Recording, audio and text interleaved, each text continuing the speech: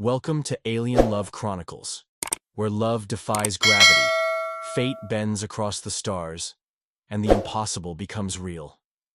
Tonight, we take you deep into the wreckage of a forgotten world, where a lone bounty hunter and a mysterious woman, abandoned, betrayed, but unbroken, will fight not just for survival, but for something far greater.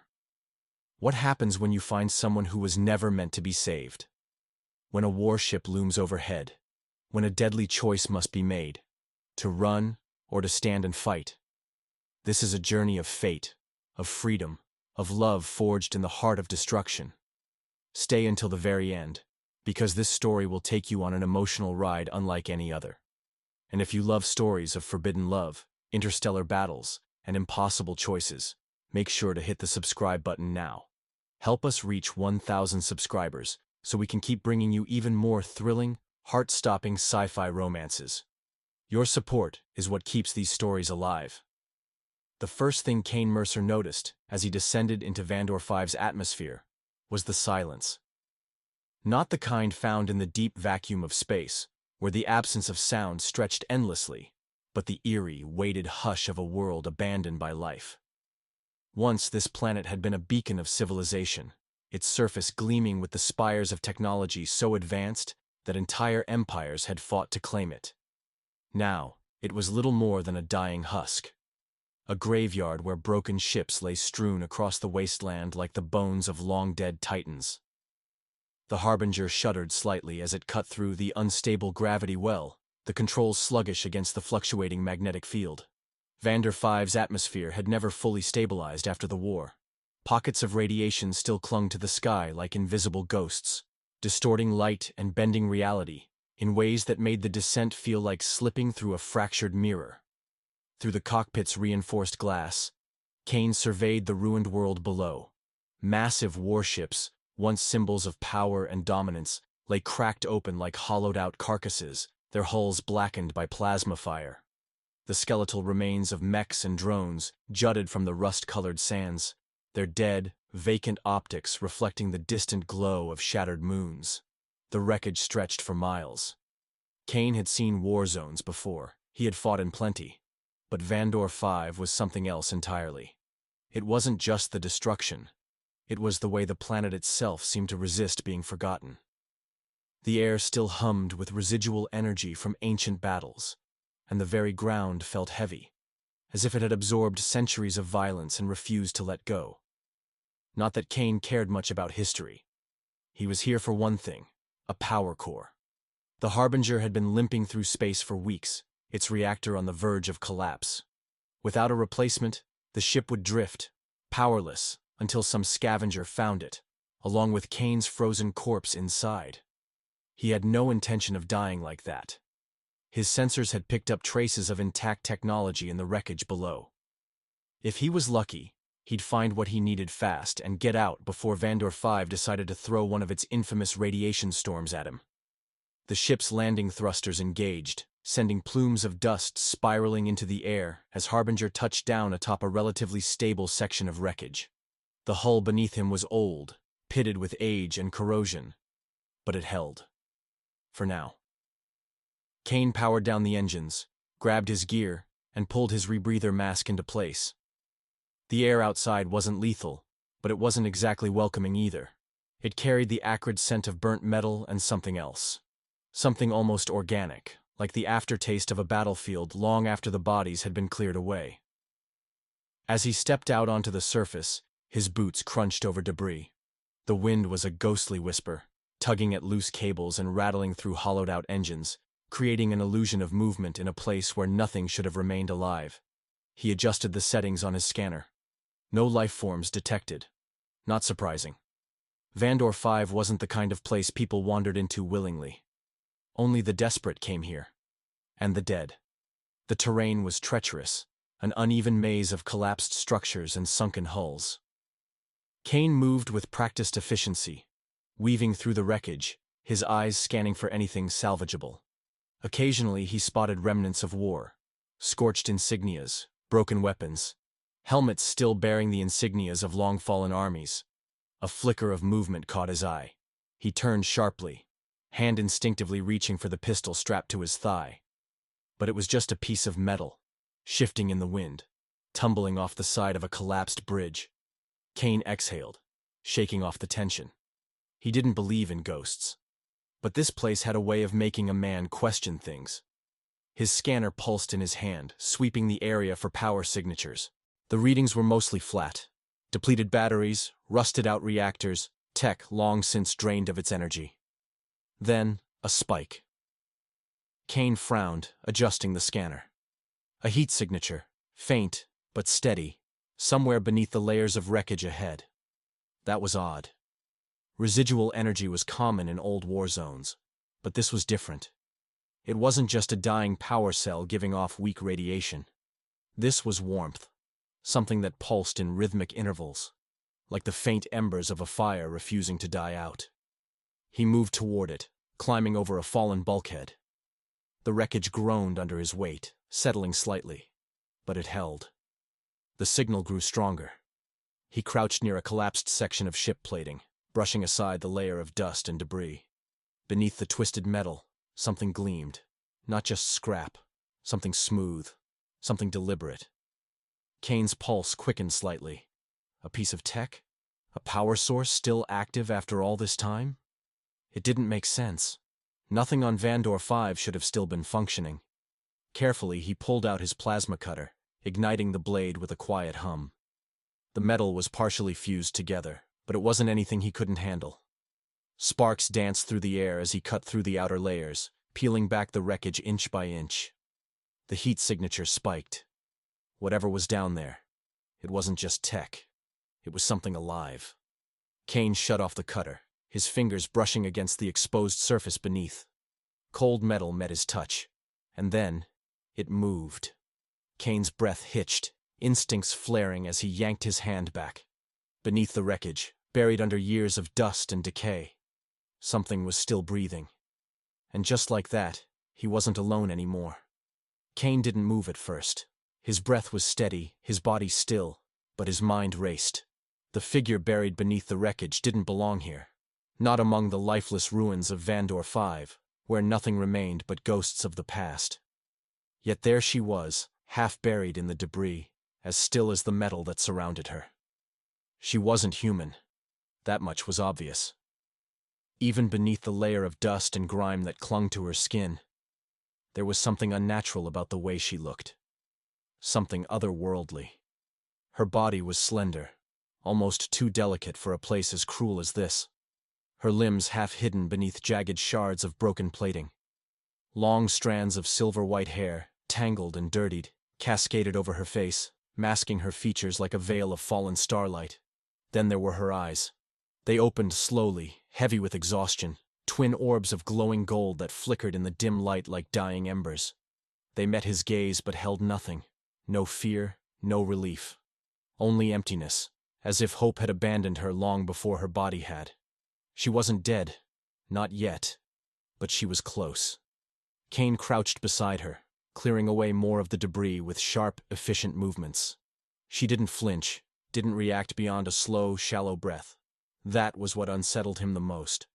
A person on the verge of death should have been gasping, panicking, clinging to the last scraps of life. But she was just waiting. His voice was rough when he finally spoke. "You alive?" Her gaze flickered slightly, the barest hint of acknowledgement. Her lips parted, voice barely more than a whisper. "Not sure." The words were flat, devoid of emotion, but Kane heard something beneath them. A quiet acceptance. She had expected to die here.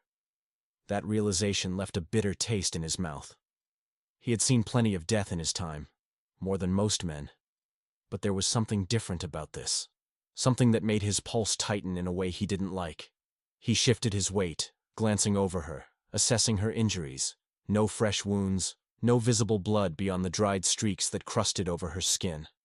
But the way she lay, unmoving, his gut twisted. "You can't move," he said, more statement than question. Her eyes didn't waver. "No."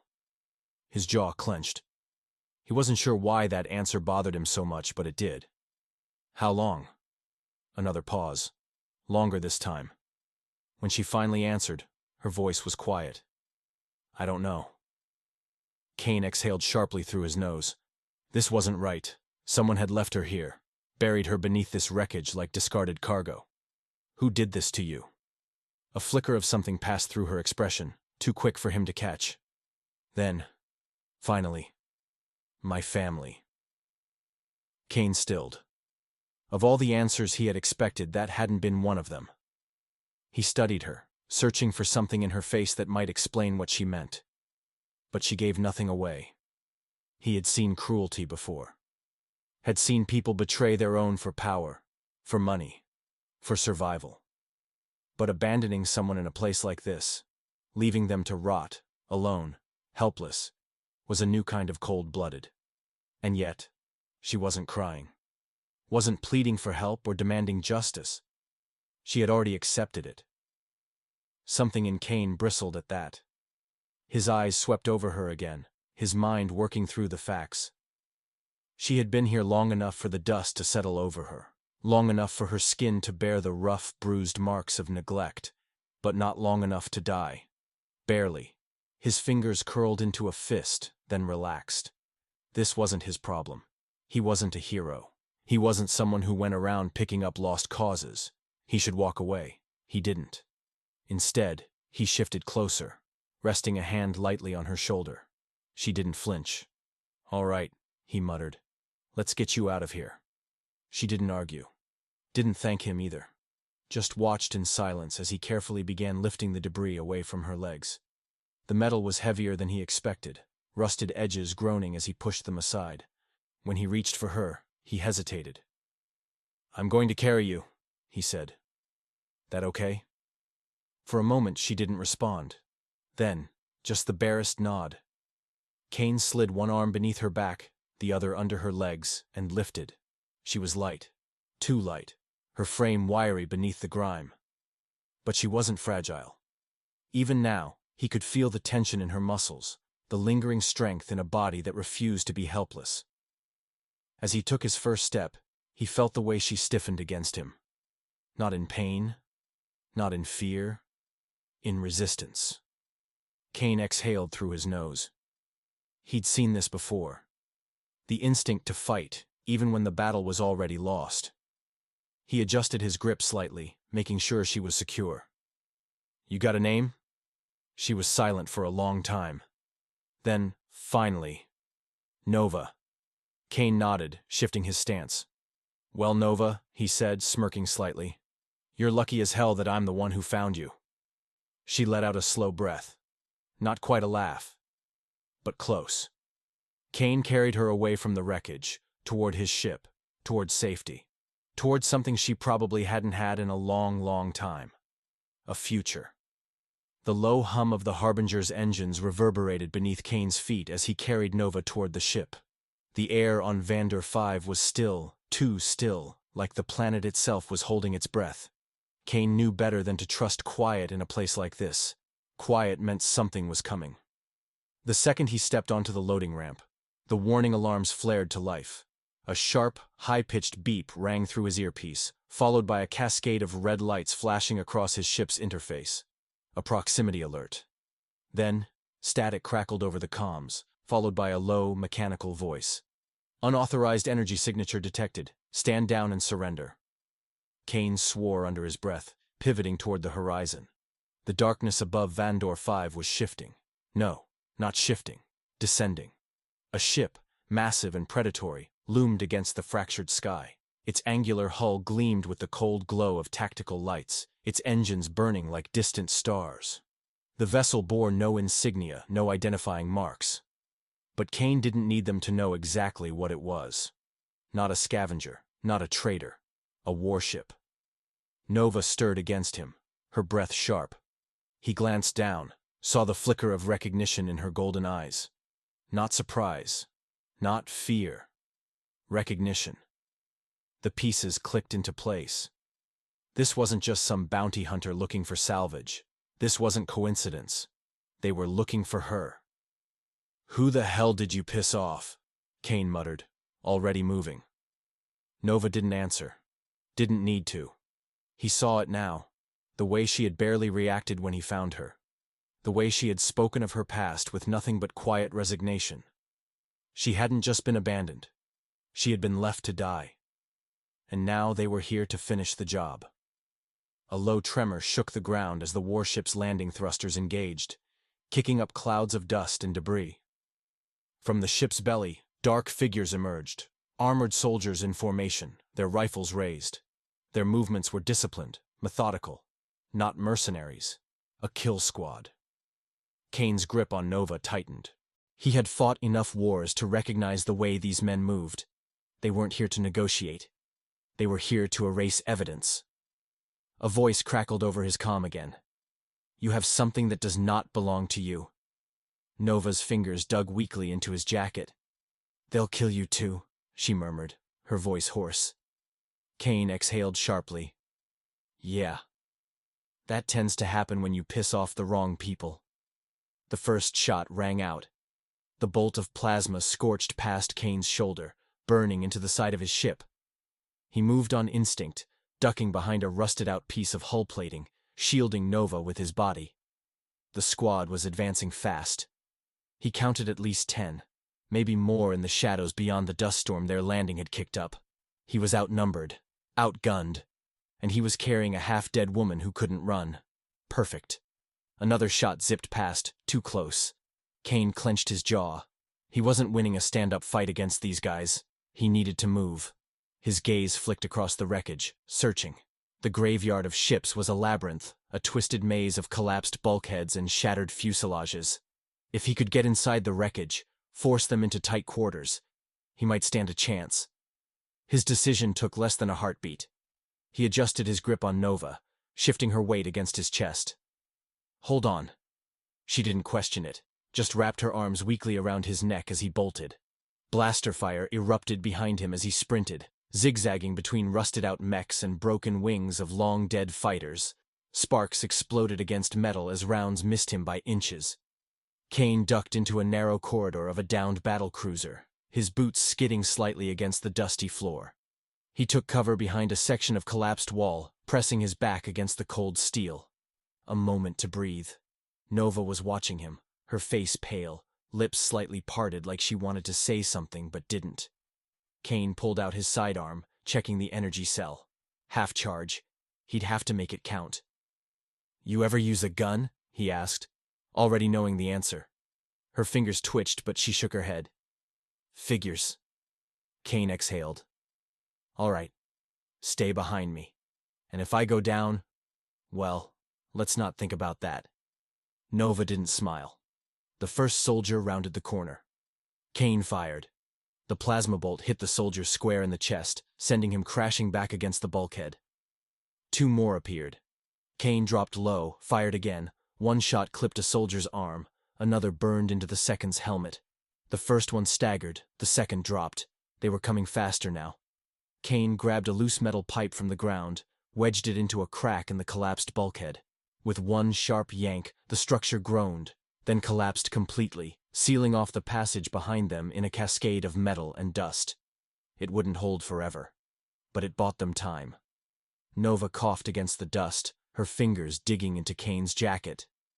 There's a secondary entrance to your ship, she rasped. Kane frowned. How do you? They've studied it. If they know about you, they know your ship. There's a maintenance hatch under the portside wing. Kane cursed under his breath but didn't argue.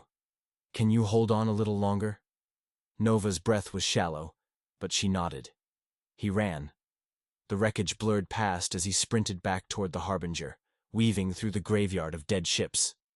The soldiers were repositioning, moving fast, their comms crackling with orders. Kane slid into a crouch near the maintenance hatch, fingers flying over the manual release panel. Error.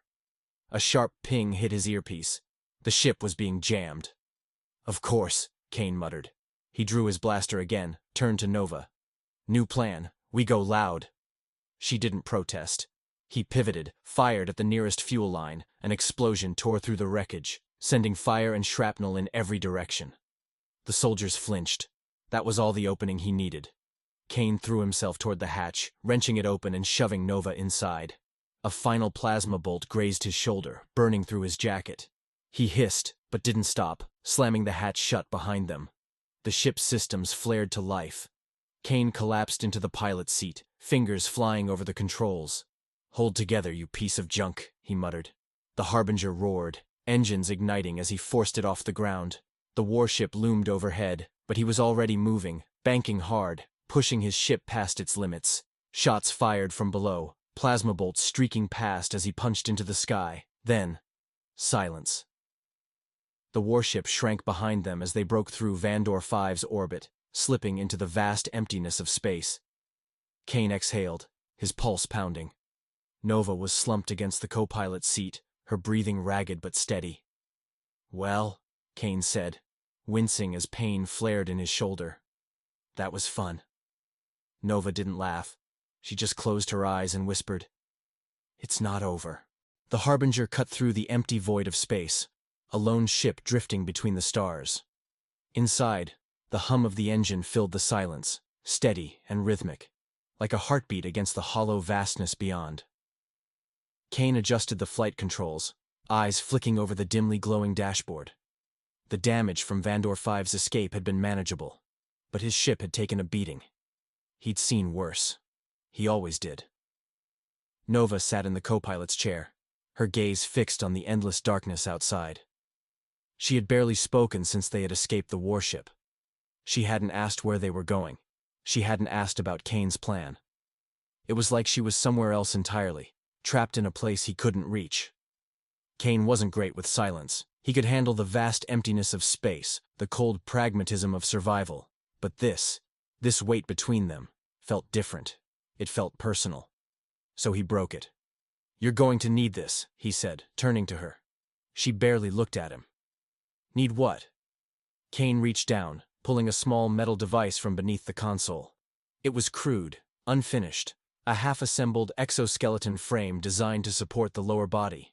He had started working on it the second they got off Vandor 5, modifying old parts to fit her needs.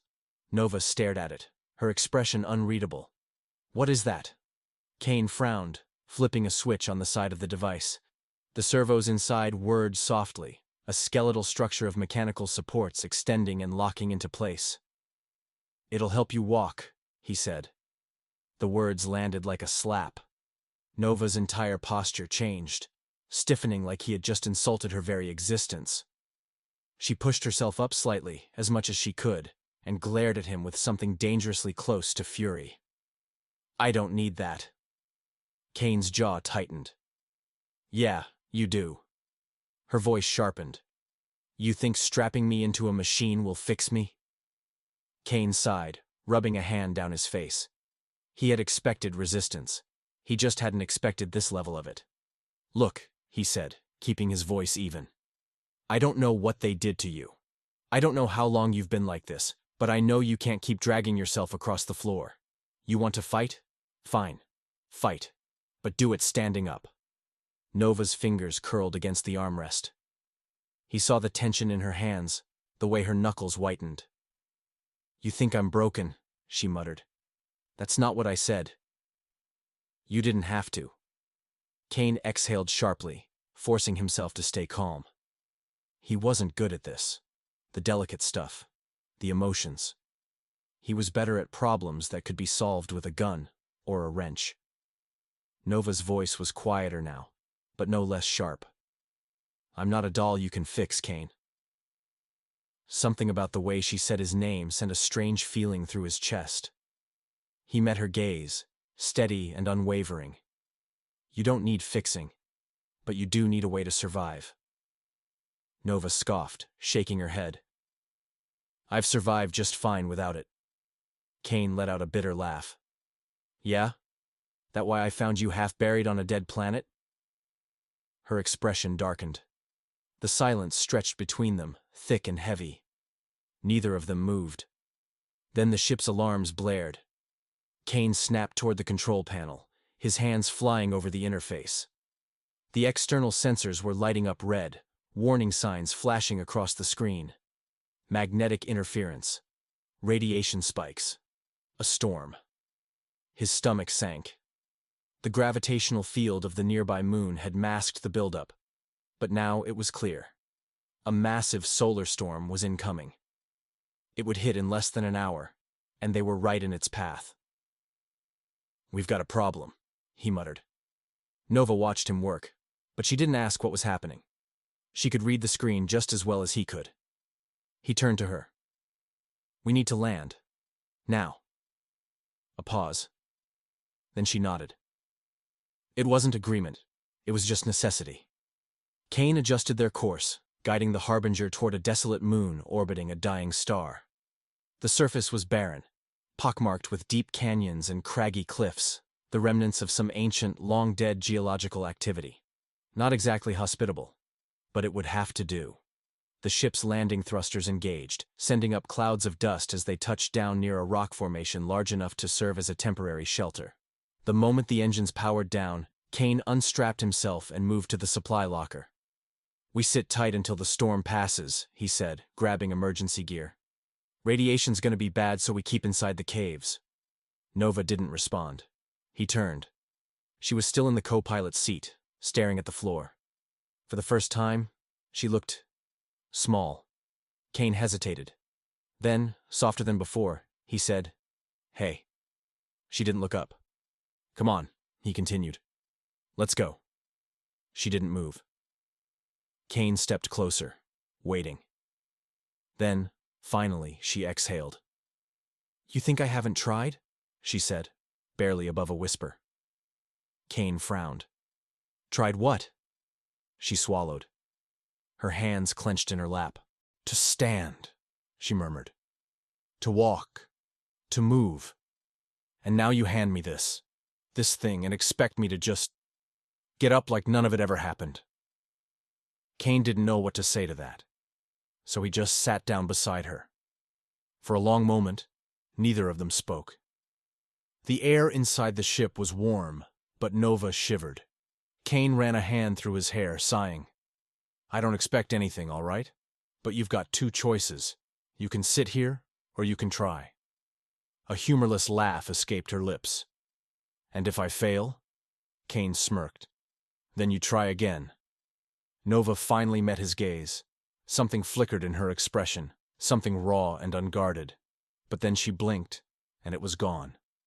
Without another word, she reached for the exoskeleton.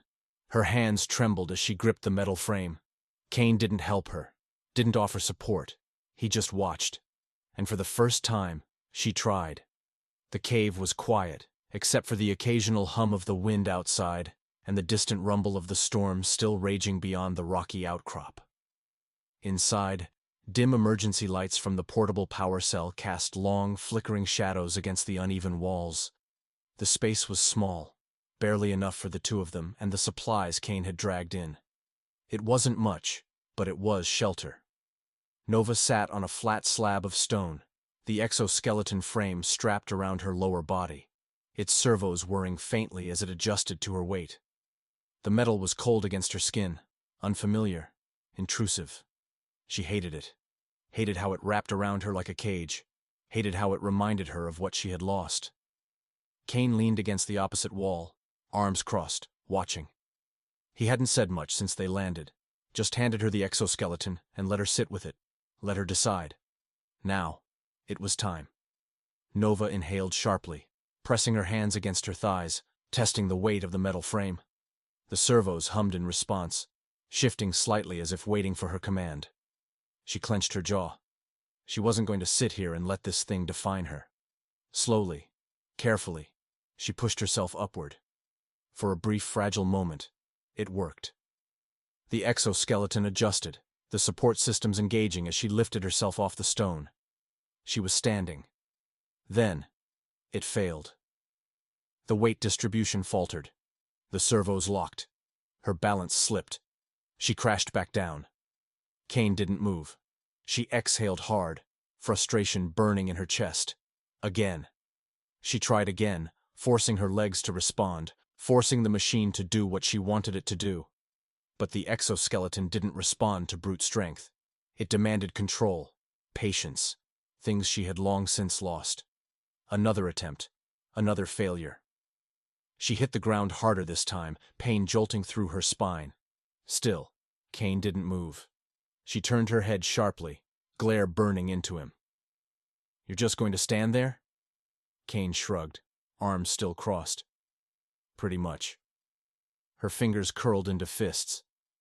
You gave me this thing. Aren't you supposed to help? Kane finally pushed off the wall, stepping closer. He crouched beside her, his blue eyes steady, unreadable. I am helping, he said. By letting you figure it out. Nova gritted her teeth. She wanted to snap at him, tell him he didn't understand. But the truth was, he did. She could see it in the way he looked at her. Kane wasn't someone who offered empty reassurances. He wasn't going to tell her she was doing great when she wasn't. He wasn't going to carry her through this, because if he did, she'd never learn to stand. A slow breath, a recalibration. She tried again. This time, she focused on what Kane had told her earlier. Stop fighting it. Let it work with you, not against you. Her muscles trembled as she adjusted her posture, allowing the exoskeleton to distribute the weight instead of forcing it to. It felt unnatural, like trusting something she didn't fully understand. But it worked. She took a step, then another. It was shaky, slow, not graceful, but it was progress. Then, her foot slipped. For a terrifying second, gravity won again. But this time, Kane moved. His hands caught her before she fell, steadying her, keeping her upright. Their faces were close now, too close. Nova's breath hitched slightly as she found herself looking directly into his eyes, her hands gripping the fabric of his shirt. His grip on her arms was firm but careful, his warmth cutting through the cold metal pressing against her skin. Neither of them spoke. The world outside the cave felt distant, the storm a mere whisper compared to the silence stretching between them. For the first time, she didn't feel alone. Kane's voice was softer when he finally spoke.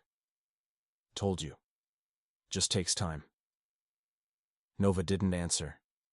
She wasn't sure she needed to. Because for the first time since she had been left for dead, she believed him. The cave was quiet except for the occasional hum of the wind outside, and the distant rumble of the storm still raging beyond the rocky outcrop. Inside, dim emergency lights from the portable power cell cast long, flickering shadows against the uneven walls. The space was small, barely enough for the two of them and the supplies Kane had dragged in. It wasn't much, but it was shelter. Nova sat on a flat slab of stone, the exoskeleton frame strapped around her lower body, its servos whirring faintly as it adjusted to her weight. The metal was cold against her skin, unfamiliar, intrusive. She hated it. Hated how it wrapped around her like a cage, hated how it reminded her of what she had lost. Kane leaned against the opposite wall, arms crossed, watching. He hadn't said much since they landed, just handed her the exoskeleton and let her sit with it, let her decide. Now, it was time. Nova inhaled sharply, pressing her hands against her thighs, testing the weight of the metal frame. The servos hummed in response, shifting slightly as if waiting for her command. She clenched her jaw. She wasn't going to sit here and let this thing define her. Slowly, carefully, she pushed herself upward. For a brief, fragile moment, it worked. The exoskeleton adjusted, the support systems engaging as she lifted herself off the stone. She was standing. Then, it failed. The weight distribution faltered. The servos locked. Her balance slipped. She crashed back down. Kane didn't move. She exhaled hard, frustration burning in her chest. Again. She tried again, forcing her legs to respond, forcing the machine to do what she wanted it to do. But the exoskeleton didn't respond to brute strength. It demanded control, patience, things she had long since lost. Another attempt, another failure. She hit the ground harder this time, pain jolting through her spine. Still, Kane didn't move. She turned her head sharply, glare burning into him. You're just going to stand there? Kane shrugged, arms still crossed. Pretty much. Her fingers curled into fists. You gave me this thing, aren't you supposed to help? Kane finally pushed off the wall, stepping closer. He crouched beside her, his blue eyes steady, unreadable. I am helping, he said. By letting you figure it out. Nova gritted her teeth. She wanted to snap at him, tell him he didn't understand. But the truth was, He did. She could see it in the way he looked at her. Kane wasn't someone who offered empty reassurances. He wasn't going to tell her she was doing great when she wasn't. He wasn't going to carry her through this, because if he did, she'd never learn to stand. A slow breath. A recalibration. She tried again. This time, she focused on what Kane had told her earlier. Stop fighting it. Let it work with you, not against you. Her muscles trembled as she adjusted her posture, allowing the exoskeleton to distribute the weight instead of forcing it to. It felt unnatural, like trusting something she didn't fully understand. But it worked. She took a step, then another. It was shaky, slow, not graceful. But it was progress. Then, her foot slipped. For a terrifying second, gravity won again. But this time, Kane moved. His hands caught her before she fell, steadying her, keeping her upright. Their faces were close now. Too close. Nova's breath hitched slightly as she found herself looking directly into his eyes, her hands gripping the fabric of his shirt. His grip on her arms was firm but careful, his warmth cutting through the cold metal pressing against her skin. Neither of them spoke. The world outside the cave felt distant, the storm a mere whisper compared to the silence stretching between them. For the first time, she didn't feel alone. Kane's voice was softer when he finally spoke. Told you, just takes time. Nova didn't answer. She wasn't sure she needed to. Because for the first time since she had been left for dead, she believed him. The Harbinger shuddered violently as Kane struggled to keep it steady. Warning lights blared across the control panel, the damage reports stacking faster than he could read them. The warship looming behind them was closing in fast, its weapons locked onto them like a predator sizing up a wounded animal. They weren't going to outrun this. Kane's jaw tightened as he threw the ship into a steep dive, skimming the rocky surface of a barren planet below. The engines screamed in protest, barely holding together. Nova sat beside him, her fingers gripping the edge of the console, her golden eyes locked onto the warship through the viewport. Then, the comms crackled to life. A voice, deep and authoritative, filled the cockpit. Nova. She stiffened. Kane didn't recognize the voice, but the way she reacted told him everything. The voice continued, calm and precise, as if the speaker already knew the outcome. There is no escape. Surrender now, and you will be returned to your rightful place. The damage done to you will be repaired. You will be whole again. Nova's hands clenched into fists. Kane had heard this tone before, the voice of a man who believed he had already won. His gaze flicked toward her. Who the hell is that? She swallowed hard. Varys. The name hung in the air, heavy with meaning. Tension pulled across Kane's shoulders. He didn't need the full story to know what Varys was. He was the one who had left her to die. The warship's cannons powered up, their glow casting an eerie red light across the cockpit.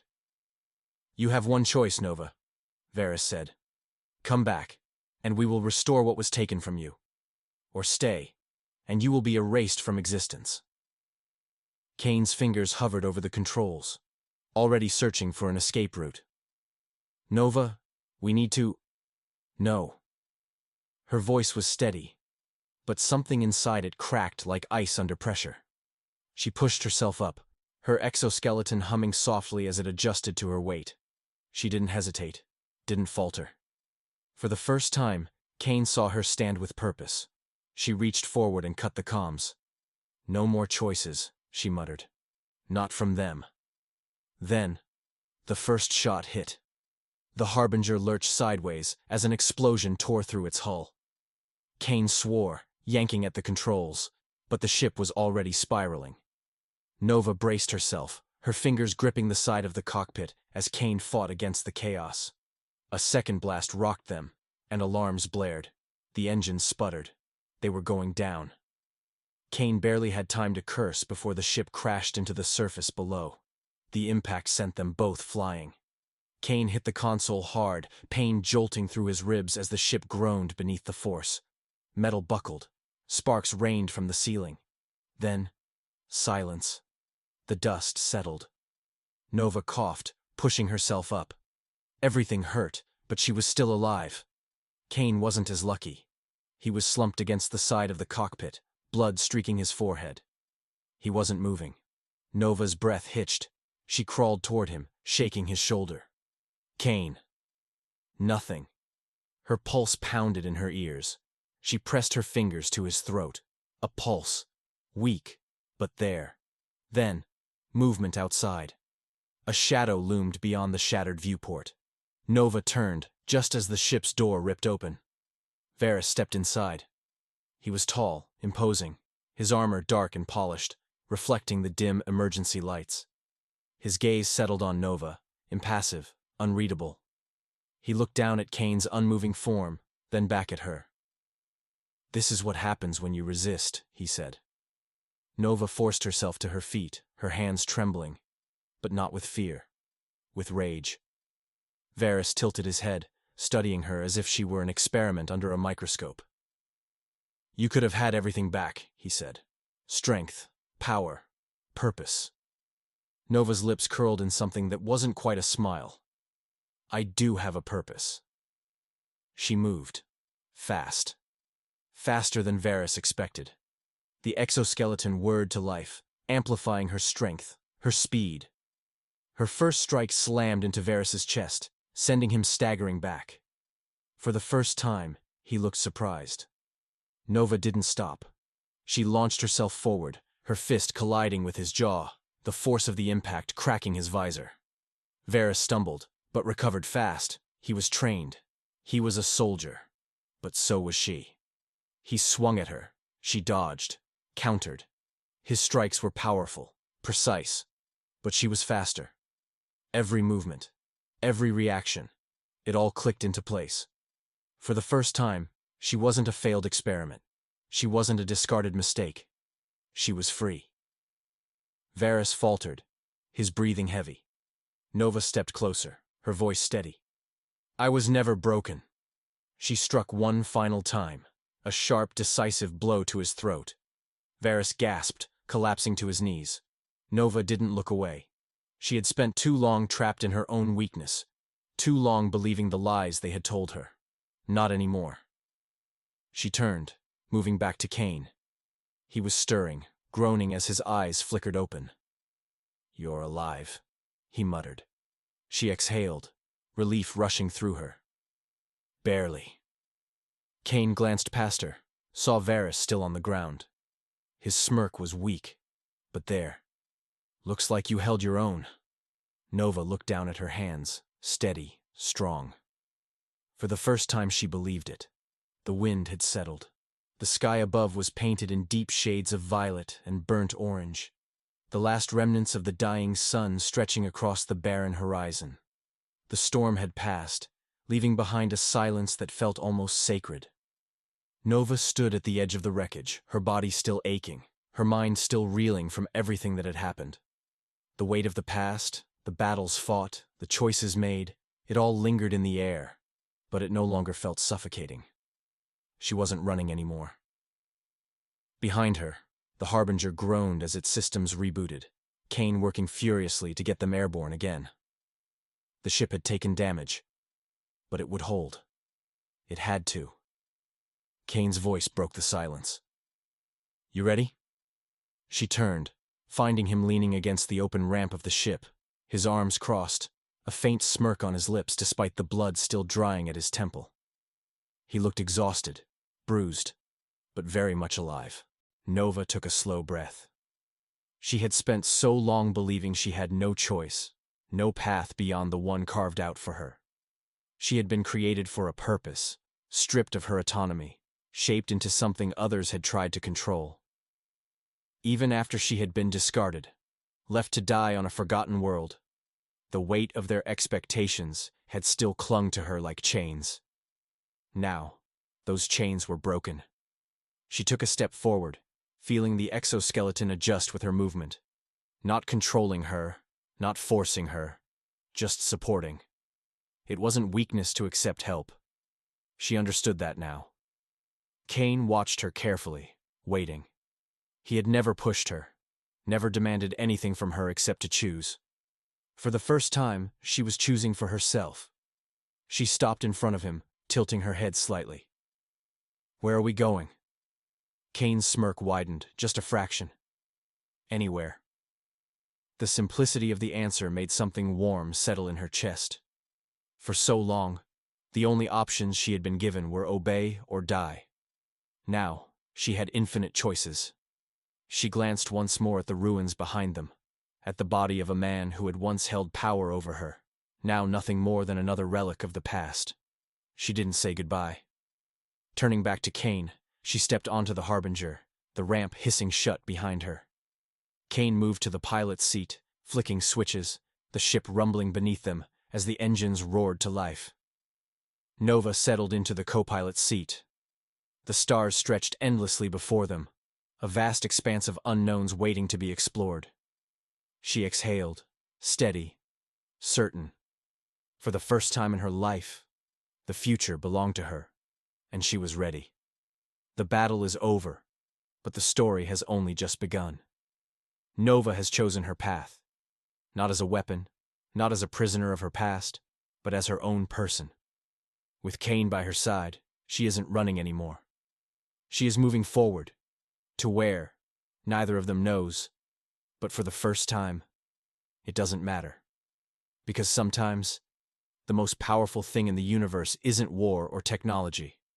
It's the choice to fight for something real. If you enjoyed this journey, don't stop here. Leave a comment, tell us your favorite moment, and let us know what kind of epic love story you want to see next. And most importantly, subscribe to Alien Love Chronicles. Let's reach 1,000 subscribers together and keep creating the most unforgettable stories of love, sacrifice, and adventure among the stars. Your support fuels our passion, and we promise, this is just the beginning. Blast off sparkles.